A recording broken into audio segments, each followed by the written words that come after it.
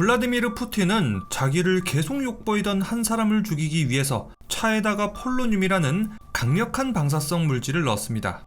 그 차를 마신 사람은 몸속에 방사성 물질이 들어가서 몇 주 동안 끔찍한 고통을 받다가 끝내 숨지고 말았죠.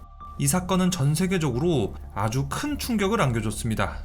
그래서 지금도 러시아, 푸틴 하면 홍차 드립이 계속 나오는 거고, 함부로 러시아나 푸틴을 욕하지 마라, 집으로 홍차가 배달될지도 모른다 라는 드립이 나오는 거예요. 자, 오늘은 블라디미르 푸틴의 방사능 홍차 사건에 대해서 아주 자세히 알아봅시다. 알렉산드르 리트비넨코는 러시아 연방보안국 FSB에서 근무하는 요원이었습니다. FSB는 그러니까 대한민국의 국정원 같이 정보, 첩보, 보안 등등을 다루는 국가기관인 거예요. 리트비넨코는 FSB의 요원으로서 조직범죄와 테러리즘을 다루는 부서에서 일하게 됐는데, 이때 리트비넨코는 경찰이나 법집행기관, 정보부부터 정치인들까지 온갖 불법적인 일들하고 엮여있다는 걸 포착했어요. 갱단들의 뒤를 봐주면서 마약 사업을 하거나 보호비 명목으로 기업들한테 돈을 뜯거나 나라 돈을 뒤로 슬쩍하고 자기 라인 사람을 고위직에 꽂아주고, 이렇게 러시아 사회 전체가 완전히 부패한 거죠. 야, 이거 조직이 썩어도 너무 썩었구만. 내 직접 이 조국의 도둑놈들을 도려내야겠어. 처음에 리트비넨코는 자신의 상관을 통해서 천천히 윌라인의 결제를 받아서 부패를 척결하려고 했어요. 그는 당시 FSB 국장 그리고 내무부 부국장한테도 이 사실을 알렸습니다. 하지만 그들은 리트비넨코의 보고를 듣고도 무시했고 결국 변하는 건 아무것도 없었습니다. 이때 리트비넨코는 깨달았죠. 이거 이미 조직이 위에서부터 아래까지 썩어도 너무 썩었구만. 1998년 7월 25일 블라디미르 푸틴이 FSB의 국장으로 임명됐습니다. 리트비넨코는 새로운 국장 푸틴을 찾아가서 이번에도 러시아의 부패 문제에 대해서 보고를 올렸습니다.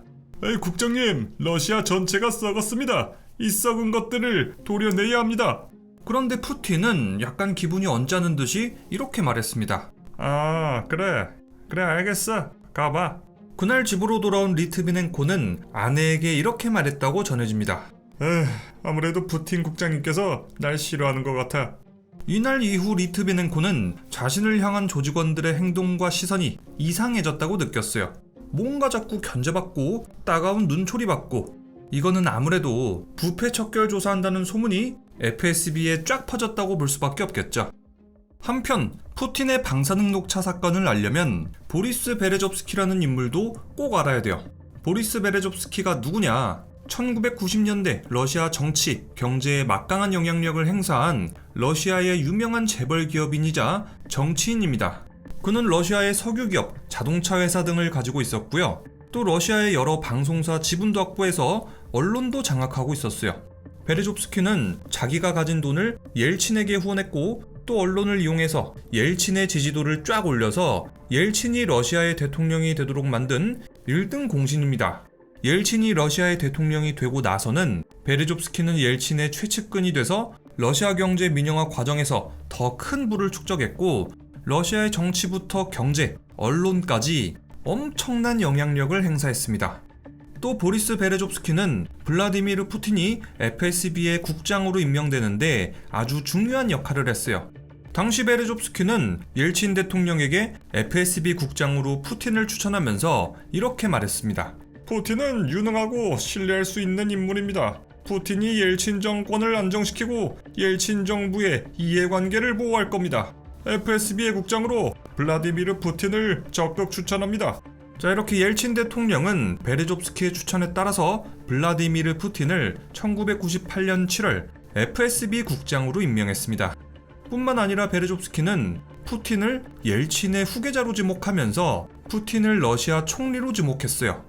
푸틴은 그렇게 옐친의 후계자로 러시아 총리까지 될 수 있었죠. 보리스 베레좁스키는 옐친을 대통령으로 만들고 푸틴을 FSB 국장으로 꼽고 러시아의 총리까지 만들고 완전히 킹메이커인 거죠. 그만큼 베레좁스키의 권력이 대단한 거라고도 볼 수 있고요. 그런데 푸틴이 FSB 국장이 되고 나서 겨우 4개월 후 FSB는 베레좁스키를 암살하려고 했습니다. 이게 FSB 요원들의 독단적인 선택이었는지 아니면 푸틴의 직접적인 지시가 있었는지 정확한 증거는 없는데 러시아 내부에서는 이렇게 판단하고 있어요. 베레조프스키 암살 작전에 푸틴의 지시가 있었거나 최소한 푸틴이 이 작전을 알고 있었는데도 묵인했을 거다. 아니 참 이해가 안 가죠? 그러니까 베레조프스키가 푸틴을 FSB 국장으로 꽂아줘가지고 푸틴이 국장이 될 수 있었던 건데 푸틴은 이런 은혜를 원수로 갚은 거예요. 자, 그렇다면 푸틴은 왜 베레조프스키를 암살하려고 했을까? 푸틴 입장에서 생각해 보자고요. 푸틴은 FSB의 국장이 되기는 했는데 아직 권력을 완전히 장악하지 못했어요. 푸틴은 자기가 권력을 장악하고 자신의 정치적 기반을 마련하려면 베레조프스키 같은 재벌 정치인을 견제해야겠다고 생각했어요. 그러려면 베레조프스키 같은 재벌 정치인들의 언론, 경제, 정치적인 영향력을 최대한 줄이고 전부 자기 걸로 만들어야겠죠. 만약에 푸틴이 이런 작업을 하지 않는다면 자신은 꼭두각시 리더가 될 수밖에 없었을 거예요. 그래서 푸틴은 베레조프스키를 암살하려고 했던 거예요. 베레조프스키 입장에서 보면 푸틴은 완전히 배은망덕한 놈이에요. 아니 지금 저 자식이 지금 누구 덕분에 FSB 국장 자리에 올라있는데 이제 권력 맛 좀 보니까 토사구팽이야? 그래도 베레조프스키는 암살 시도 1년 후에도 푸틴을 총리로 밀어줬어요. 아무리 그래도 내가 푸틴을 저 자리에 올려줬는데 날 죽일 리가 없지. 또 이미 옐친 대통령께서 푸틴에게 권력을 이양 중이니까 나도 끝까지 푸틴 라인 좀 타봐야겠어. 베레조프스키는 이렇게 계산하고 푸틴을 러시아 총리로 밀어줬습니다. 1999년 12월 31일 옐친은 대통령 자리를 포기하고 푸틴 총리가 대통령 권한대행이 됩니다.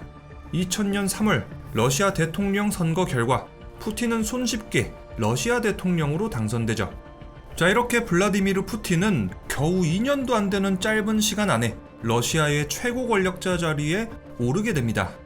그런데 푸틴이 대통령이 되고 난 직후 베레조프스키에 대한 푸틴의 견제가 더욱 심해졌습니다. 그가 가진 방송사 지분도 포기하게 만들고 석유회사도 국영화하고 베레조프스키를 탈세나 부패 혐의로 잡아들여서 조사하고 막 난리가 난 거예요.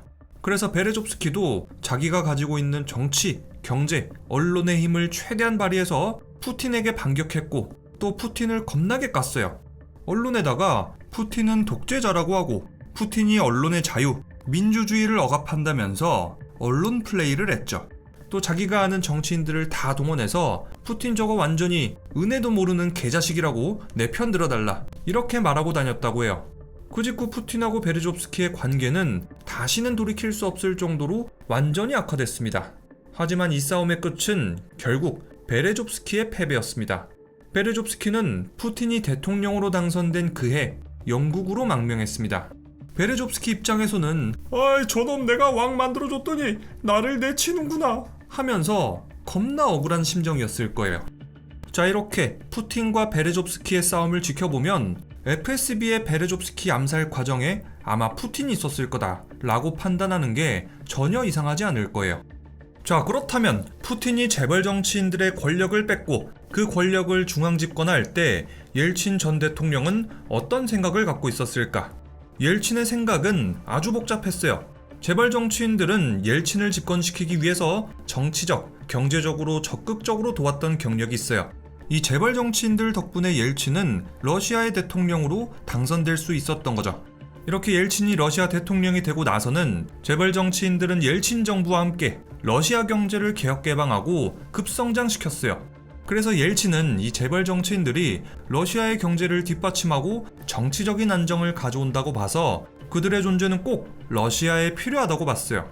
그런데 옐친은 한편으로 이 재벌 정치인들의 권력이 너무 강하고 이 권력이 남용되고 부패하고 있다는 것도 어느 정도는 알고 있었어요. 그런데 대통령이 된 푸틴의 생각은 옐친하고 달랐습니다. 푸틴은 재벌 정치인들의 힘이 강해도 너무 강하고 그들의 경제적 파워, 정치 권력 남용, 언론 파워, 그리고 부패까지 러시아에 해를 끼친다고 판단했어요. 또 이들이 있으면 푸틴 정권의 권력도 아주 약해질 거라고 판단했죠. 그래서 푸틴은 이들의 권력을 뺏고 권력을 중앙 집중하기로 마음먹은 거예요. 옐친은 푸틴의 이런 강경한 결정에 내심 불만을 갖고 있었어요. 하지만 옐친은 푸틴의 결정을 공개적으로 반대하지 않았습니다. 그 이유는 조금 복잡했어요. 옐친은 자기가 대통령 자리에서 물러나고 나서 자기 자신과 가족들에 대한 법적 면책 그리고 정치적인 안정을 보장받기를 원했습니다. 그래서 옐친이 퇴임할 때 옐친 자기 자신하고 가족들 그리고 측근들까지 푸틴으로부터 면책 특권을 약속받았어요. 그래서 옐친은 자신과 주변 사람들을 보호하기 위해서 최대한 푸틴하고 좋은 관계를 유지하려고 했죠. 또 한편으로 옐친은 자기 자신의 후계자로 푸틴을 직접 선택하고 권력을 넘겨줬습니다. 그래서 초기 푸틴 정권에 힘을 실어주려면 재벌 정치인들하고의 갈등은 어쩔 수 없고 감수할 수밖에 없다고 생각했죠. 결국 옐친은 퇴임하고 나서 베레조프스키 같은 재벌 정치인들하고 거리를 두기 시작했습니다. 또 푸틴이 재벌 정치인들을 저격하는 행보를 보일 때 옐친은 푸틴에게 싫은 소리도 하지 않았다고 전해지죠. 결과적으로 옐친은 자기 자신의 안위를 위해서 그리고 푸틴의 권력 강화를 위해서 베레조프스키를 보호하지 않고 푸틴의 행보를 묵인했다고 볼 수 있습니다. 자, 이제 베레조프스키라는 인물이 누군지도 알았고 그하고 푸틴의 관계가 어떻게 되는지도 다 알아봤습니다. 이 모든 사건들은 푸틴의 방사능 녹차 사건하고 아주 밀접하게 연결돼 있어요. 알렉산드르 리트비넨코가 FSB 요원으로 일하고 있을 때 그는 FSB의 고위 간부들이 베레조프스키를 암살하려고 한다는 첩보를 얻습니다. 리트비넨코는 이 정보를 바탕으로 베레조프스키하고 접촉하면서 이렇게 말했습니다. FSB의 고위직들이 지금 당신을 암살하려고 합니다. 아니 뭐라고요? 그럼 어떡하죠? 이미 FSB는 썩을 대로 썩어서 내부적으로는 해결이 전혀 안 됩니다. 이 사실을 언론에 알려서 암살이 시도되기 전에 막는 게 좋겠습니다. 자, 그래서 1998년 11월 13일 베레조프스키는 리트비넨코의 조언대로 언론사에 FSB를 비난하는 공개 서한을 보냈습니다. FSB가 나를 암살하려고 합니다. 나는 이것을 공개적으로 규탄하는 바입니다. 그로부터 4일 후 11월 17일 FSB 소속의 리트비넨코 팀도 움직입니다. 러시아 언론사를 대상으로 공개 기자회견을 연 거죠. FSB는 온갖 불법을 저지르고 완전히 부패했습니다. 우리 팀은 FSB 고위직으로부터 베레조프스키 암살 임무를 받았습니다. 이때 FSB의 부패를 폭로했던 팀원들 대부분은 푸틴의 보복이 두려운 나머지 복면으로 얼굴을 가린 채 기자회견을 열었어요. 그런데 리트비넨코는 완전히 상남자였어요. 그는 얼굴에 아무것도 걸치지 않고 기자회견을 진행했죠. 이 사건은 러시아뿐만 아니라 전 세계적으로 대서특필됐어요. 그만큼 정말 충격적인 사건이었죠. 결국 FSB는 언론을 의식할 수밖에 없었고 베레조프스키에 대한 암살은 진행되지 못했습니다. 이 사건 이후 리트비넨코는 FSB에서 사임되도록 강요된 끝에 직위를 박탈당했습니다. 그 다음 리트비넨코는 1999년 3월 권한남용 혐의로 체포돼서 몇 달간 옥살이를 하다가 99년 11월 무죄 판결을 받고 또다시 체포됐다가 2000년에 모든 혐의가 기각됐습니다. 이제 리트비넨코는 러시아에서 더 이상 안전하지 않다고 생각하고 2000년에 영국 런던으로 망명했습니다. 이때 영국으로 먼저 망명한 베레조프스키가 리트비넨코가 러시아를 탈출해서 영국으로 올 수 있도록 적극적으로 도왔다고 해요. 게다가 베레조프스키는 리트비넨코 그리고 그의 가족들이 영국에서 잘 정착해서 살 수 있게 경제적인 후원도 아끼지 않았다고 하죠. 리트비넨코가 그의 목숨을 살려준 만큼 그도 리트비넨코에게 보답을 한 셈인 거예요. 영국으로 넘어간 리트비넨코, 더 이상 자신과 가족들을 위협하는 사람들도 없겠다. 베레조프스키의 든든한 후원도 있겠다. 리트비넨코의 봉인이 완전히 풀렸어요. 그는 본격적으로 여러가지 언론 그리고 미디어를 통해서 푸틴 정권을 겁나 까내리기 시작합니다. 자기가 받은 모든 부당한 대우, 체포되고 옥살이한 것까지 전부 푸틴의 직접적인 지시였다고 주장했죠. 게다가 그는 푸틴 정권을 까내리는 책도 2권이나 썼는데 이 책에서 그는 다소 정치적으로 충격적일 수 있는 여러 가지 주장을 했습니다. 리트비넨코는 1999년의 러시아 아파트 테러 사건의 배후가 푸틴이라고 폭로했습니다. 이 테러 사건은 모스크바, 부이낙스크, 볼고돈스크에서 아파트 폭발 테러가 일어난 사건인데 이 사건으로 러시아 국민들 300여 명이 사망했고 수백 명이 부상당했습니다. 러시아 정부는 이 테러를 체첸 반군의 소행으로 발표했고 이 사건은 푸틴이 체첸에 대한 강경한 군사작전을 개시하는 중요한 계기가 됐습니다.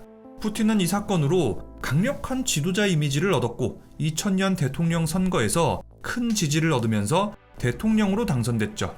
그런데 리트비넨코는 이 모든 아파트 테러 사건이 푸틴의 주작이라고 주장했습니다. 푸틴 자신이 강경한 지도자라는 이미지를 얻고 자신의 정치적 입지를 강화하기 위해서 체첸 반군을 희생양으로 만들고 자국민들을 대상으로 테러를 일으켰다는 거예요. 그런데 러시아 정부는 이 리트비넨코의 주장을 아주 강력히 부인했습니다. 게다가 리트비넨코의 주장에는 명확한 증거는 없었죠. 또 리트비넨코는 이것뿐만이 아니라 또 여러 가지를 주장했습니다. 푸틴이 소아성애자라든가 FSB의 조직 범죄와의 연루, 정치적인 암살, 내부 비리 등등을 까발렸죠. 자, 이렇게 리트비넨코가 2권의 책을 낸 다음에 또 한 권의 책을 집필하고 있었습니다. 이번 책은 2006년 체첸에서 러시아군의 학살을 폭로한 다음에 의문의 사망을 당한 러시아 기자 안나 폴리트코프스카야에 대한 이야기였죠. 그런데 리트비넨코가 한창 책을 쓰고 있던 와중 2006년 11월 1일 사건이 터집니다. 이날 리트비넨코는 여러 사람과 여러 만남을 가졌어요. 스카라멜라라는 사람하고 초밥 식당에서 만났고 그 다음에는 런던의 밀레니엄 호텔의 파인우드 바에서 FSB 동료였던 안드레이 루고브이 그리고 KGB-1 출신 드미트리 콥툰하고 만났죠. 자, 이렇게 리트비넨코는 여러 사람들을 만나고 나서 집으로 들어왔는데 왜 이렇게 배가 아프지? 뭘 잘못 먹었나? 그는 아주 심한 복부 통증을 느끼기 시작했어요. 그러더니 갑자기 40도가 넘는 고열에 시달리더니 그대로 쓰러져서 병원에 입원하게 됐죠. 또 리트비넨코는 구토 같은 증상이 일어나길래 그의 아내 그리고 의사들도 그의 증상이 식중독이라고 생각했어요. 그런데 그의 증상은 급격하게 악화돼 갑니다. 머리카락도 전부 빠졌고요. 매일 5km 이상을 달릴 정도로 아주 건강했던 리트비넨코는 몇 주 만에 사망하게 됐죠.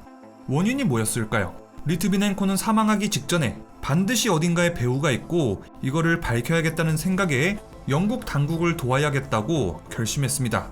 아니, 누가 봐도 러시아 정부 소행이 분명한데 이걸 못 밝히고 죽으면은 억울하잖아요.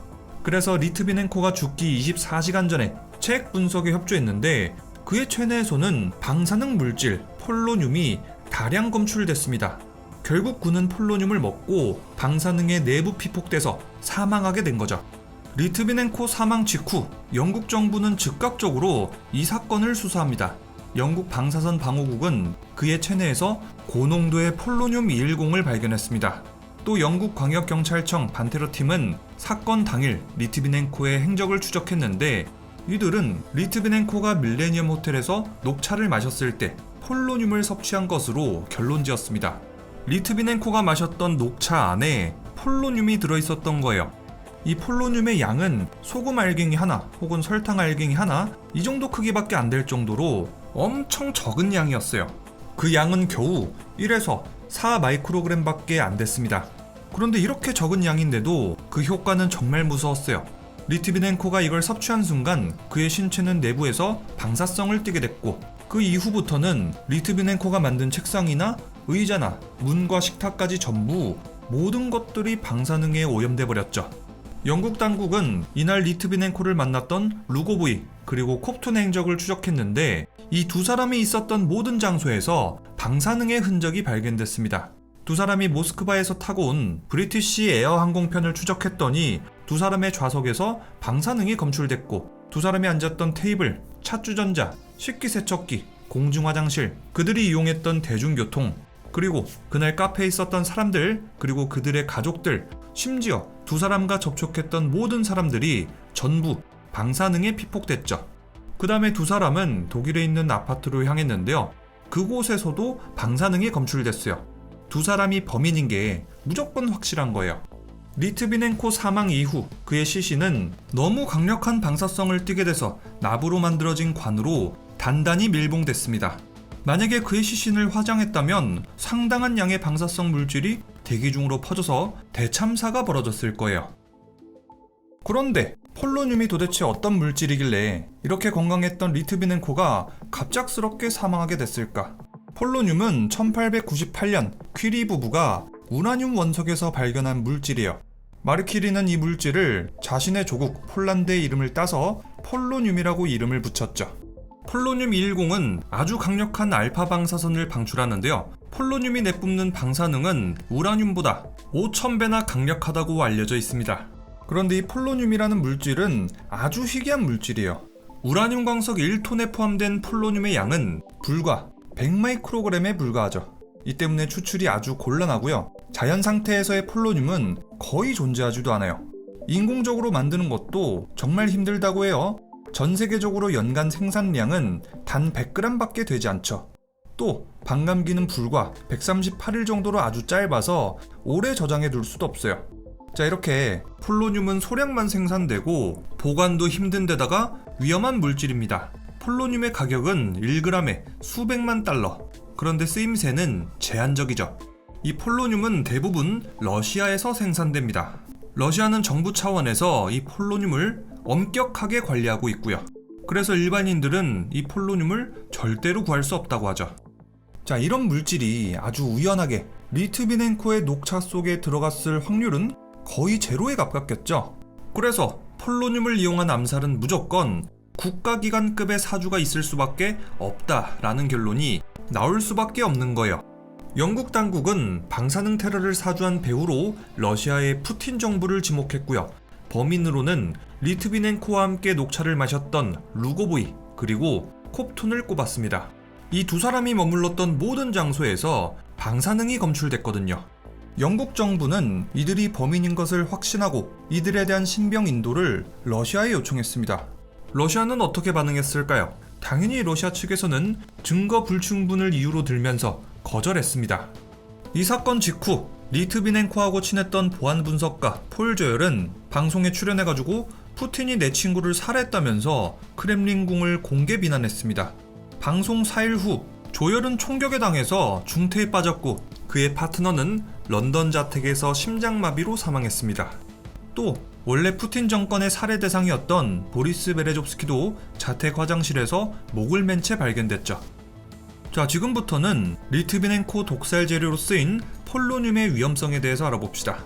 폴로늄의 독성은 정말 말도 안 되는 수준이에요. 폴로늄은 청산가리보다 약 25만 배 되는 강력한 독성을 띠고 있습니다. 성인 한 명을 암살시키는 데 필요한 폴로늄의 양은 겨우 1마이크로그램. 게다가 해독제도 없어요. 폴로늄에 해독제가 없는 이유는 폴로늄의 독성이 일반 독극물의 특성하고 완전히 다르기 때문이에요. 독극물이라고 하면 보통 화학적으로 신체 기능을 망가뜨려요. 그런데 폴로늄은 방사성 물질이라서 아예 물리적으로 신체를 파괴해버려요. 방사성 물질은 1차적으로 몸속에 있는 세포들을 파괴하고 2차적으로는 이 세포들이 재생하는 데 필요한 DNA 구조를 무너뜨립니다. 이 때문에 단 한 번이라도 방사성 물질이 몸속으로 들어오면 신체를 구성하는 DNA 정보가 크게 훼손될 수 있습니다.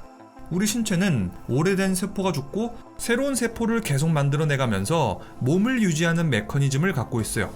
그런데 새로운 세포를 만들어내려면 우리 몸속에 있는 DNA 구조가 멀쩡해야 되는데 이 방사성 물질들이 DNA 구조 자체를 완전히 파괴해버려서 신체는 재생되지 못하고 그렇게 산채로 부패하게 돼요. 자, 그렇기 때문에 일반적인 독극물의 경우에는 빠른 대처가 이어진다면 해독이 가능할 수도 있어요. 하지만 방사성 물질의 경우에는 몸속에 들어가자마자 답이 없어져 버려요. 그냥 신체 내부에서 핵폭발이 일어나는 거랑 같거든요. 자, 그래서 온몸에 퍼진 방사성 물질들을 깨끗하게 제거하고 전신세포를 갈아치우는 이런 사기적인 기술이 나오지 않는 이상 방사능 내부 피폭은 절대로 해결할 수 없는 문제입니다. 폴로늄이 특히 더 무서운 건 체내에 들어온다면 알파선을 뿜어낸다는 거예요. 이 알파선은 입자가 크기 때문에 종이 한 장도 투과하지 못할 정도로 투과력은 매우 약한 편이에요. 그래서 알파선에 외부 피폭된다면 우리 몸에는 그렇게 큰 해가 되지 않아요. 하지만 이게 내부 피폭된다면 얘기가 완전히 달라집니다. 알파선은 입자가 큰 만큼 그 에너지가 베타선이나 감마선보다 훨씬 커요. 그래서 한번 몸속으로 들어오면 거의 죽었다고 봐도 될 정도로 아주 치명적이죠. 자, 그렇다면 푸틴은 도대체 왜 반체제 인사 암살에 폴로늄을 사용했을까요? 암살이라고 한다면 원래 우리가 보통 생각하기로는 아무도 모르게 세상에 알려지지 않도록 최대한 몰래 죽이는 게 맞잖아요. 최대한 그 흔적들도 없도록 철저하게 하고요. 이에 대한 영국 당국의 해석은 이렇습니다. 푸틴은 노골적인 경고를 남기기 위해서 폴로늄을 이용했다. 야, 나 건들면 이렇게 되는 거야. 알겠어? 나 까는 사람들, 니들 다 조심하는 게 좋을 거야. 사실 푸틴이 이렇게 행동한다고 해도 그 죄를 물을 수 있는 방법이 없어요. 그냥 사실상 공개 처형한 거나 다름없죠. 또 영국 당국은 푸틴 정권의 무서움을 전 세계에 홍보하기 위해서 폴로늄을 선택했다고 보고 있어요. 실제로 이 사건으로 푸틴 정권의 잔혹함이 전 세계에 대서특필됐습니다. 홍보 효과 확실한 거죠. 세 번째, 푸틴 정권이 영국의 정보기관 MI6에 대해서 아주 강력한 경고를 날린 거기도 해요. 리트비넨코가 영국으로 건너가고 나서 리트비넨코는 MI6에 적극적으로 협력해서 러시아의 정보기관 FSB나 정부 인사들에 대한 정보를 엄청 많이 넘겨줬다고요. 그래서 리트비넨코는 MI6에 대해서 비공식적인 자문을 많이 해주고 금전적인 보상도 짭짤하게 받았다고 해요. 푸틴 정권 입장에서는 이런 상황이 진짜 짜증날 거예요. 반체제 인사가 영국으로 건너가서는 자꾸 국가기밀 정보 넘기고 자유진영에다가 협력하는 모양새니까요. 게다가 영국이 러시아 반체제 인사를 데려가서는 러시아에 대한 첩보 활동을 계속해대는 것도 안 잊고 왔을 거예요. 야, 영국, 너네 자꾸 반동분 자식이를 데려다가 첩보 활동하고 있어? 너네 자꾸 그딴 식으로 나온다 이거지? 좋아, 한번 해보자고. 그래서 푸틴은 리트비넨코도 죽이고 영국 내부까지 방사능에 오염시켜서 영국한테도 경고를 날린 거예요. 러시아의 이런 계산은 정확했어요. 영국에서 이 사건은 엄청난 파장을 일으켰고 시민들은 방사능 오염이라는 공포에 떨어야 했습니다. 게다가 영국은 방사능에 오염된 지역을 청소하는데도 수백만 파운드 이상 되는 꽤나 큰 돈을 썼다고 해요. 자, 그래서 앞으로 영국같이 반푸틴 인사를 받아준 나라들은 이런 사례가 있으니까 푸틴의 방사능 테러를 신경을 안 쓸 수가 없을 거예요. 그만큼 반푸틴 인사를 데려오는 것도 러시아에 대한 첩보 활동을 하는 것도 소극적으로 임할 수밖에 없겠죠. 리트비넨코 사망 이후 러시아는 당연히 이번 방사능 테러 사건에 대해서 자기들은 전혀 연관이 없다고 하면서 오히려 영국이 결론을 완전히 정해놓고 짜맞추기 식으로 조사를 했다고 반박했습니다. 리트비넨코를 암살했던 두 사람은 러시아에서 승승장구 중입니다. 안드레이 루고보이는 러시아 우파 민족주의 정당의 의원으로 당선돼가지고 정치적인 입지를 키우고 있습니다. 드미트리 콥투는 사업가로 활동을 이어가고 있습니다. 두 사람은 모두 외국으로 송환되지 않도록 러시아 헌법에 의해 보호받고 있습니다. 이 사건의 진짜 배우로 지목되는 푸틴은 당연히 기소조차 못하겠죠. 결국 이 사건은 중단되고 맙니다. 영국은 이 사건 이후 러시아 외교관 몇 명을 추방했고 러시아도 이에 맞서 영국의 외교관들을 추방했습니다.